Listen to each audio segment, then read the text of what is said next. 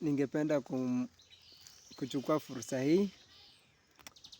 Mwanzo kabisa ningependa kuwasalimu watazamaji wangu na wale ambao wananifuatilia.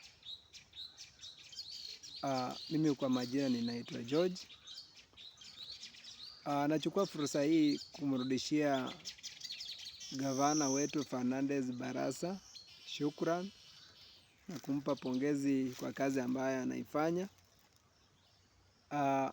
Nimeona Fernandez Barasa unafanya juhudi kuhakikisha kaunti yetu ya Kakamega inachukua nafasi mwafaka, nafasi nzuri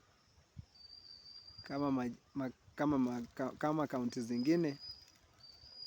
Nakushukuru kwa sababu nimeona hiyo barabara ya kutoka Mumias Town kuelekea Indangalasia, nimeona angalau inatandikwa lami.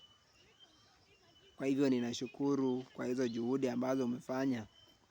Gavana nasema pongezi. Vile vile gavana, ningependa kuchukua nafasi hii kukuomba. Sehemu hii ya Ekero umeona ni sehemu kubwa, ni sehemu ambayo inajulikana kwa biashara. Ninakuomba kwamba hapa Ekero ukaweze kuwasaidia wanabiashara wakaweze kupata jinsi ya kuweza kufanya biashara kwa mwangaza. Ukiangalia kuna hiyo taa mrefu ambao uliweka pale Mission. Kwa hivyo ninaomba kwa moyo wa unyenyekevu, kwa heshima na taadhima, ukaweze kuwaletea wana Ekero taa ile ambayo uliweka pale Mission.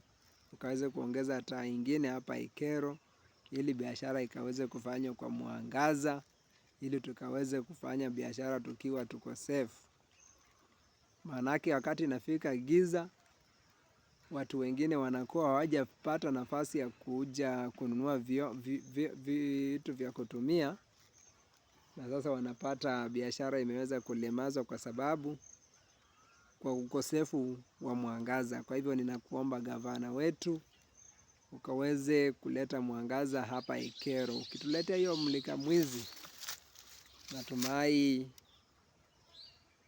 nitasikia mzuri na wana Ekero pia watasikia mzuri.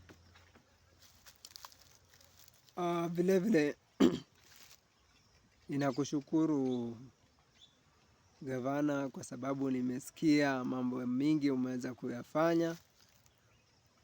Umeweza kupanga vijana wengi katika ajira mbalimbali. Ndio ni ile haujaweza kufikia kila mmoja, lakini kwa wale wachache ambao umeweza kuwafikia, mimi sina budi kusema pongezi. Licha kwamba huwezi pendeza kila mmoja, lakini ningependa kuambia vijana wetu wakaweze kutulia. Maanake gavana ako mbioni kuhakikisha kaunti yetu ya Kakamega inafanya mzuri, inaonekana kukuwa kaunti moja yenye imeimarika na kaunti safi.